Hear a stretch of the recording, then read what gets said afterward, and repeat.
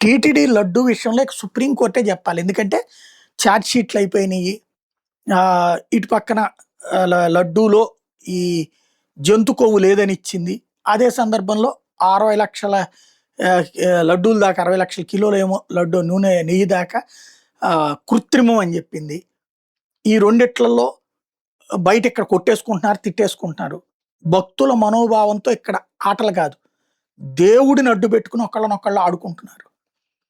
దేవుడితో రాజకీయాలు చేస్తున్నారు. దేవుడి ప్రసాదంతో రాజకీయాలు చేస్తున్నారు. భక్తుడి సెంటిమెంట్‌తో రాజకీయాలు చేస్తున్నారు. 5 సంవత్సరాలు నువ్వు తిరుమలకి వెళ్ళొచ్చుంటే నువ్వు తిన్న లడ్డూలన్నీ అపవిత్రమైపోయిన లడ్డూలు అని చెప్తున్నారు. అంతకుముందు జంతు కొవ్వు అన్నారు. ఇప్పుడు అది లేదంటే అయినా కూడా తప్పుడియే కదా అని చెప్తున్నారు ఒకవైపు. అక్కడ జంతు కొవ్వు లేదన్నారు. మిగతాది రొటీన్ అన్నారు. దాంట్లో అసలు మా పార్టీకి ఏం సంబంధం లేదని చెప్పి తేల్చారు కదా అని వీళ్ళు అంటున్నారు. ఇక సుప్రీం కోర్టు చెప్తే తప్పించి ఇలా నోళ్లు మూతపడవు. ప్రస్తుతానికైతే ఒక భక్తుడిగా బాధేస్తుంది.